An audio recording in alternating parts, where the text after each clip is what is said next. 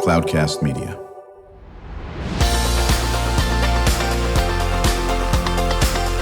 Drew Schlosberg Spotlight on the Community Show, amplifying the voices of social impact organizations, entrepreneurs, local nonprofits, and other community champions who shape the culture, creativity, and connectivity of San Diego. Brought to you by Mission Fed Credit Union, bringing good things to San Diego for over 60 years. Learn more about what is good for you and good for all by visiting www.missionfed.com. You're in the fun. I'm Drew Schlosberg of Cloudcast Media, and that voice you heard over there was Charles Parisi, not knowing the show had started yet. So that's it. Charles is the CEO and founder of Cloudcast Media, joined by his colleague, Jacopo Annese, the president and CEO of the Brain Observatory. So, Jacopo, good seeing you. And before we could toss it over to Charles on how you folks are working together and met, what's the mission of the Brain Observatory? I guess now the mission of the Brain Observatory is to make neuroscience accessible to everybody. Right, exactly. We were just chatting with our friends from the Alzheimer's Association of San Diego and Imperial chapter. You may or may not know this is Brain Month in June, as it is Alzheimer's as well on this. So really pleased that you're joining us. I know there's some great connections with you and Charles. How'd you guys meet, Charles? Well, that's a great question. I think, Drew, as you know, I love life sciences and biotech and this community called San Diego, particularly an organization called Biocom, where I have a wonderful dear friend, Joe Panetta, who was the CEO for 25 years, called me up one day and said, "Hey, I'd really like you to meet Jacopo Annese from the Brain Observatory." And I made a comment that, hey, never met him, but three Italians decided to get together for pizza and wine, and we were off to the races. So we got together. And I said, "Okay, let me come check it out." So when Joe Panetta asked me to do something, I usually jump. And once again, Joe's instincts were great because I had the opportunity to go down and visit the Brain Observatory. And within 10 minutes of sitting there, Drew, I made one phone call. I called Al Love. I said, "You've got to come see this place. We need to get this into as many schools and get into the brains of as many students, as possible." Because again, the human body is amazing. The science in the human body is amazing. But this little thing that weighs between 2.5 and 3 pounds, which consumes 25% of the caloric intake of a human being, is a mystery. It's an enigma, and it's something that every young person in San Diego needs to have a better understanding of their brain. And I think we're so blessed to have Jacopo in San Diego. It's the only Brain Observatory Brain Museum in the United States. And so I'm just excited to be working with Jacopo, and we've got a whole slate of initiatives we're going to announce for the first time today. Yeah, Charles had mentioned Al Love, longtime colleague of mine personally, just retired. He thinks he's retired, actually, as the Senior Director of Career and College Pathways at the County Office of Education. Al, longtime educator, and now is going to be doing some work with, of course, Jacopo and you, Charles, as well. What got you into the fascination of the brain, Jacopo? Was this something that when you were a kid, man, I want to see what's involved in this little thing on top of my head, for God's sake, or it was later in life? Well, when I was a kid, I loved animals, and I wanted to be a vet. Then I studied zoology. And actually, yesterday, we were talking with Charles, and I told him what started the love of the brain. Because at the time, I was in my 20s, and I was actually working with dolphins, the sonar. Came to San Diego at some point. Echolocation or something Echolocation, like exactly, yeah. I was studying the physics of echolocation. Right. And my mentor from the University of Rome took me to a conference in Moscow, 1991. It's a long answer, I know. And I saw a picture of a neuron in the dolphin brain, a Golgi-stained neuron, and that was it. And then I said, that's what I want to do. So I was about probably 21, 22 years old, and it happened in Moscow, the start of this love affair of all places. So when did you pivot? So it was the dolphin brain, correct? But that's an animal brain, and that's fine. It's still a brain, right? When did it shift to the human brain? Well, pragmatics, really. because I loved, again, my love for animals and zoology was still there, but, there's not a lot of funding in dolphin brains. I actually, while I was doing my master's in London, flew in 1992 to San Diego to meet Professor Bullock at Scripps Oceanography Institute. I wanted to be his graduate student. He was already, I think, over 80 years old. But he introduced me to somebody at what was SPAWR at the time. And, the dolphin vet, he was Dr. Sam Ridgway.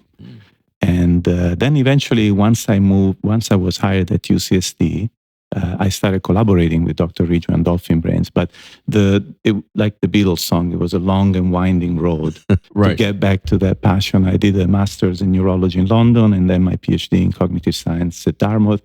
And I could tell, the real science of the brain and the real questions, the real important gaps to fill were in human brain disease. So that's what I eventually worked on as a researcher. When did you start the Brain Observatory? What year? 2005, when I was hired by Dr. Bradley at UCSD in the radiology department. I always had this name in mind because my idea was to have like a Hubble telescope for the brain. The Brain Observatory would be, Nice. well, now it would be the Hebb telescope. But at the time, I thought, we need a place that will show the brain in all its beauty and complexity. And so I started really working to equip my lab with tools and instrumentation to really get to view the brain up close. And I started a brain donation program in San Diego. So the people would donate their brains and we would actually virtualize them, Right. and make them visible over the web at the cellular level. That's sort of what made my lab's reputation. Right, 2005. We're chatting with Jacopo Annese. He is the president and CEO of the Brain Observatory, joined by his colleague Charles Parisi, the CEO and founder of Cloudcast Media. I'm Drew Schlosberg. Cloudcast Media, listening to another edition of Drew Schlosberg Spotlight on the Community Show. We are the nation's longest running community podcast in our 19th year, brought to you by the fine folks at Mission Fed Credit Union. 6 decades of doing great things for folks living in San Diego County. Food insecurity, Alzheimer's, arts, they are involved. Charles, I know you speak glowingly and often of Jacopo personally and professionally, and the potential of the Brain Observatory for the 600,000 students that are involved in San Diego County schools. Talk about that. Well, listen, I think Jacopo and I were having a bit of a marketing strategy brainstorming session, no pun intended, yesterday, talking about a variety of ideas. And one of the things I mentioned is that that experience that he had, his life changed, he told me yesterday, when he saw that neuron. Right. And my comment to Jacopo, as we think about students and how do we excite them, engage them, want to keep going, I said, we need to recreate. We need to strike that passion, except 10 years earlier. We need to bring that joy of discovering a neuron to young people around San Diego County. Some may decide that, hey, I like it so much that I'm going to go into neuroscience. Some may just have a better understanding of themselves, which is very Socratic, right? Know thyself. And so to me, it's creating some magic in a variety of ways. And that's why I'm excited about some of the things we're going to be talking about in this episode, that to deliver knowledge. And I guess one of the points that I would make, Drew, and you've heard me say this because obviously you're the OG podcaster, the Godfather, the Podfather, as he's sometimes called. That's right. Is all of human knowledge, the dissemination of it, the consumption of it, started with this little thing called human speech. There was nothing written. There was no movies. There was no films. There was no podcast. It was one human talking to another human, and they would listen and use their ears and learn and take it in. And I believe it's no coincidence that the fastest growing medium on the planet is podcasting, audio. One human talking to another human through their ears. And that's why I'm so excited about how do we create podcasts that educate, illuminate, distribute knowledge in cool ways. And that's why, again, we're going to be doing, maybe we'll talk about it in the second half or not, but we've got some really cool things using audio and knowledge and combining them and driving them to as many students' brains as possible. Yeah, and I think Jacopo. We saw your beautiful place of work downtown on West Washington, and what a nice setup you have there. That was a great event you did for the retirement for Al Kidd. And of course, we're laughing when Al will never retire. Maybe on paper he'll retire, and that aspect of it. How many students go through your the observatory? When I first started, I moved into that space in late 2022. Right. And I started, I offered this program for career and technical education, San Diego Unified. And I think that first 2 years we had maybe 1,500 students come through. I mean, I remember I wanted to move downtown and move the lab, from the university campus to downtown. And, I created a nonprofit to support that because I really wanted to reach more students. Right. And a variety of students, not just kind of the cherry-picked students who are already geeked out about science. Because I also saw that as one of the things that I wanted to do differently compared to other STEM programs, is that I didn't want to really cater to students who were already, so excited about science. So not pre-select, but say, just send me all the students, and just we'll just show them beauty of the brain. That we have art in the space, and like Charles said before, to some there is that inquisitive aspect that resonates. To others is the visual or the aesthetics. Others listen in and maybe they become a little more aware about themselves, because we talk about emotions, we talk about some structures in the brain that conspire to make you feel a certain way. And again, so that was the beginning, and then the program became a little more refined, and then I started creating some camps, 1 week, 2 week camps. And as I said before, I had to learn to be a teacher, because when you're a university professor, you're teaching to students who already are very motivated to learn. When you open your doors to a class of 30 students from different schools, you need to be prepared to be rejected as an educator. They may not want to hear it, they may not be interested. So that was a learning process. I think it was very important. And I don't know how, I'm taking too much time, but not at all. Keep going. What Charles said was very interesting. And actually yesterday he reminded me that sometimes you don't need to be very high tech to inspire. I was inspired by I'm dating myself, but it was 1991. I was 20, so you do the math. Right. And it was a little slide in a carousel, and that was it. I didn't need any digital 3 virtual world to get me immersed into a brain. And so, and beyond that, so it kind of reassured me, like, say, you don't need to have all these fantastic tools to really have an impact. Well, Jacopo, I'm glad you're bringing that up, because Drew knows this, and he's kind of heard me say this. And I actually believe, because of the huge amount of technology that's in classrooms, I think we've lowered engagement at the student. The exploratory nature of education, touching, feeling something. It doesn't have to be high tech. I think in many cases we've gone overboard on technology in a classroom, and you can do something simple. Yeah, I mean, the best part, we have some rudimentary evaluation of the program at the time. And, the best experience the students report is when they actually hold in the human brain and they're looking at it themselves, and again, it's just essentially their brain looking at itself. And well, and then when we come back from break, I want to hit on that. As Charles knows, I'm not sure if Jacopo knows. I spent many times not only as a journalist but as a curriculum developer for the San Diego Unified School District, and worked in the space that you're talking about. A lot of it was focused on, at the time, dating myself, school and to work transition. Now it's called CTE, but this is a billion years ago. But one of the things we were developing is how people learn. There's 3 different modes: kinesthetic, auditory, and visual.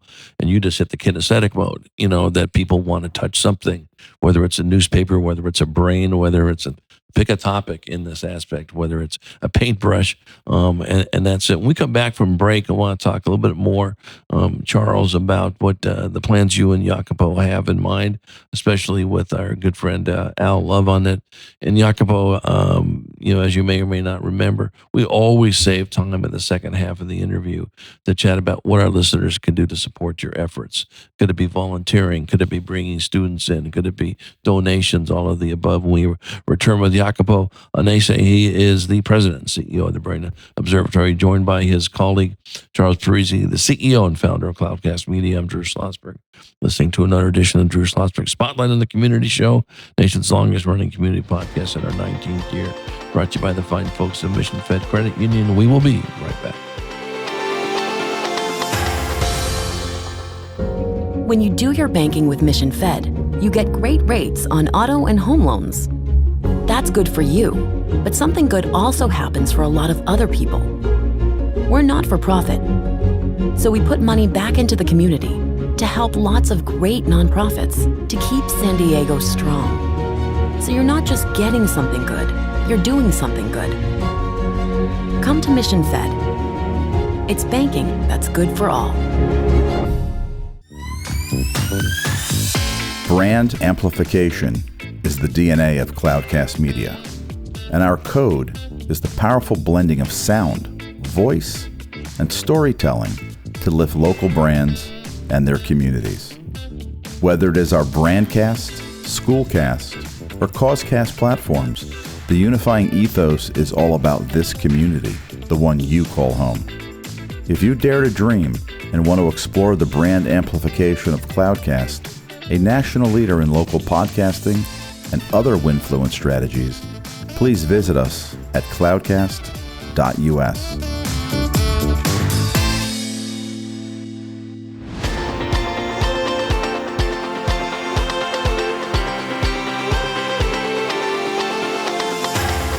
I'm Drew Schlosberg of Cloudcast Media, listening to another edition of Drew Schlosberg Spotlight on the Community Show, brought to you by Mission Fed Credit Union. 6 decades of doing great things in San Diego. A county honor to have in the studio with us today, Jacopo Annese. He is the president and CEO of the Brain Observatory, joined by my colleague and friend and partner, Charles Parisi. He's the CEO and founder of Cloudcast Media.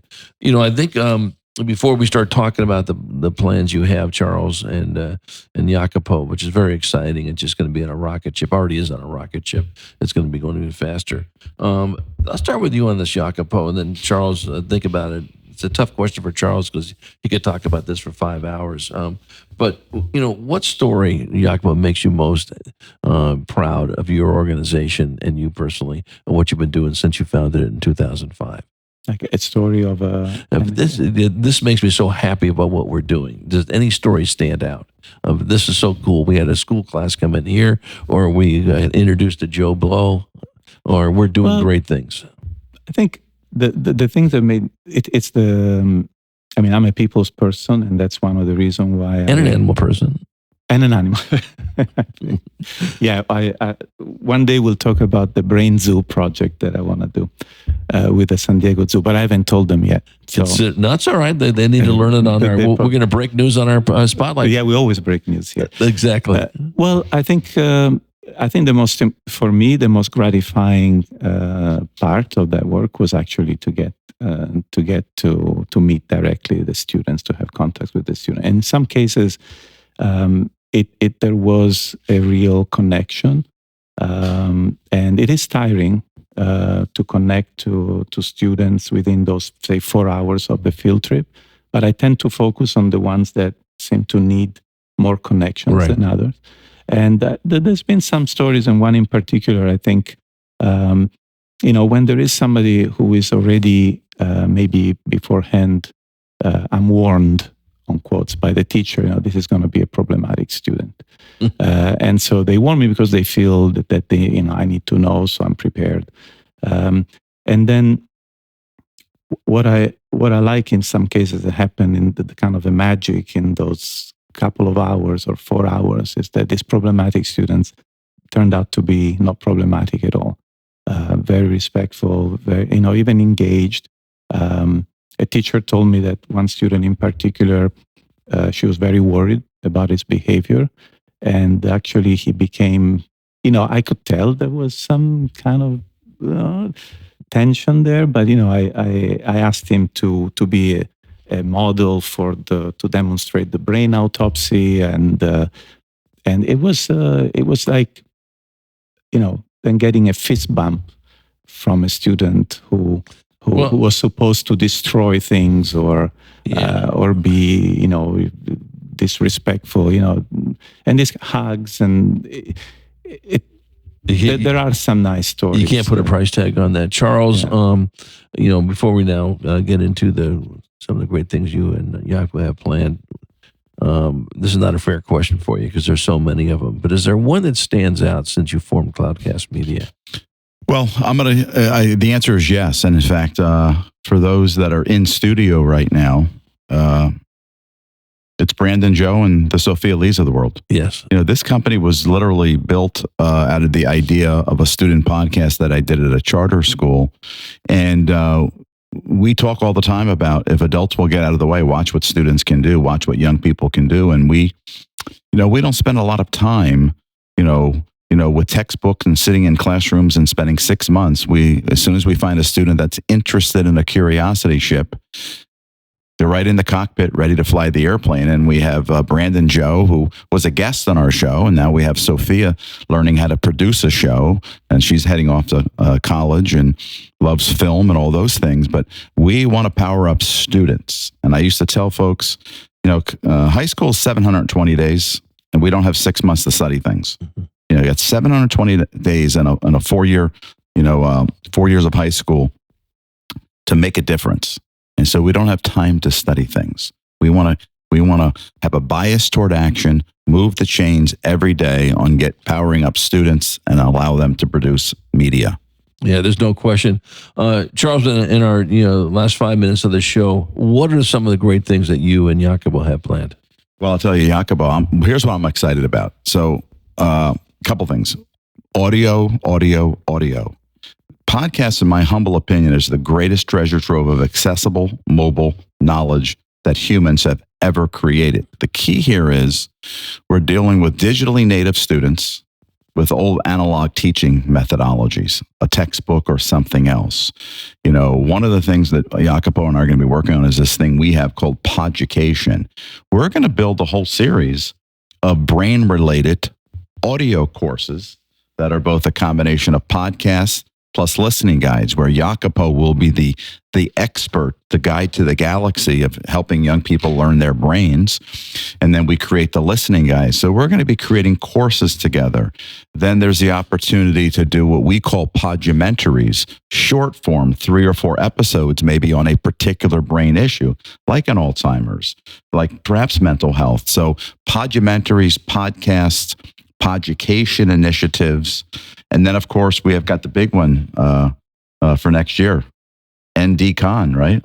Yep. We're going to be launching a neurodiversity conference like Comic-Con to make San Diego the neurodiversity capital of America. What are your thoughts, Jacopo? Are you excited? I'm very excited. Yeah.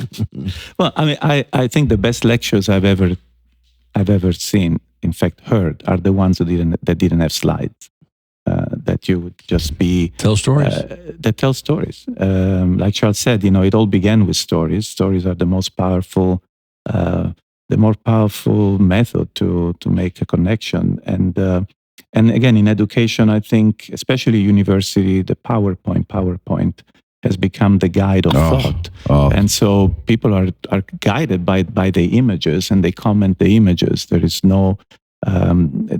no personal introspection and real teaching, which is communicating knowledge and communicating sensibility. So I did a podcast with Charles called "The Science of" with the students, and that's what showed me what the power could be. That's why I was sold into this. And he was interviewed by students at UCSD, and they run the entire show. Yeah. Yeah. Well, listen, I've always said this. Charles heard me say it way too many times. I know Brandon and Joe, may get ill by hearing this as well. the stuff that we know works, we've known since people were walking upright, okay? Especially in the classroom. You ask a kid what they're interested in, and there's a thing called, an interest survey that a lot of our clients use. Charles knows, Peter Sibley at Journeys and different groups. Heaven forbid we actually ask what the kids are interested in, right? Because we know they're going to thrive. The problem student that you had, that you immediately got him to sort of be a co-host with you on that thing, probably had an interest in holding the brain or dissecting the brain or whatever. It had never been asked before, for God's sake. Now this guy's thriving, for God's sake, and he's going to remember that experience forever, because we know this. We're going to go back. I remember when we did X, Y, and Z. So I applaud you folks on that. I'll start with you, Charles, and then I want to end up with Jacopo on this. What can our listeners do to continue to support what we're doing at Cloudcast Media? Well, here's what I would say. Support the initiatives and the collaborative partners that we're engaging in. And in the case of the Brain Observatory, it's critically important, because we believe, Cloudcast believes, that the number one degree that every human should get is a PhD in themselves. MyPhD.me, we call it. And that PhD.me starts with learning how your brain works, whether it's anatomically, neurons, neuroendocrine system, and biochemistry. So let's help every young person get a PhD in themselves. I think that's great. Jacopo, what can we do to support you? And do you have a website where people can go if they want to learn more about the Brain Observatory? Yeah, thebrainobservatory.org. Okay, well, that's pretty simple in that aspect. What else can we do to support your efforts? I always had the feeling, we started the Brain Observatory with what we had. Again, I didn't wait to have all the millions of dollars. Right. I started with what I had, and it works. It's like the little engine that could. We do a lot. Right. We're very parsimonious. We do a lot with a small budget. Having said that, a larger budget would allow us to do much more. Sure. So the challenge and the goal is to reach more students.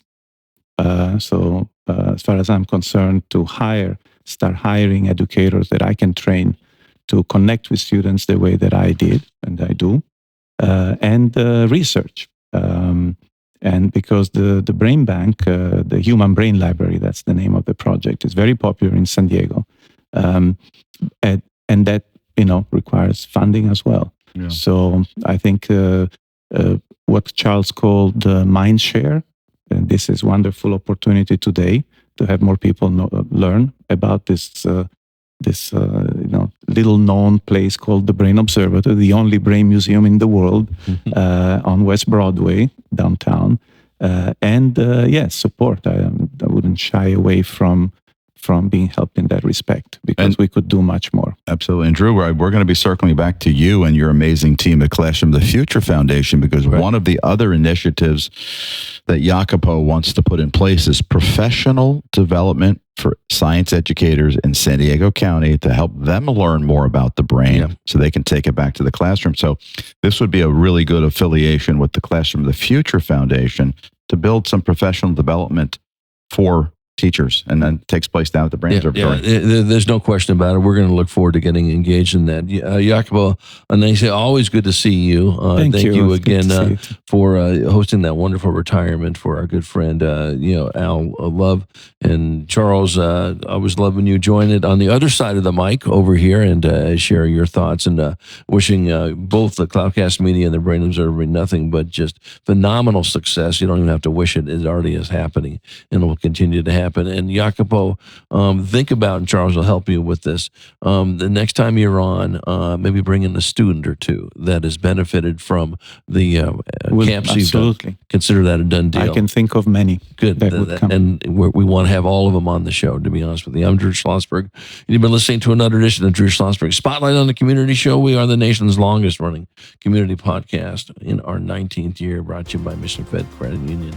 More than 6 decades of doing great things for people living in San Diego County. We hope you enjoyed the interview. You've been listening to an episode of Drew Schlosberg's Spotlight on the Community Show, amplifying the voices of social impact organizations, entrepreneurs, local nonprofits, and other community champions who shape the culture, creativity, and connectivity of San Diego community. Brought to you by Mission Fed Credit Union, bringing good things to San Diego for over 60 years. Learn more about what is good for you and good for all by visiting www.missionfed.com.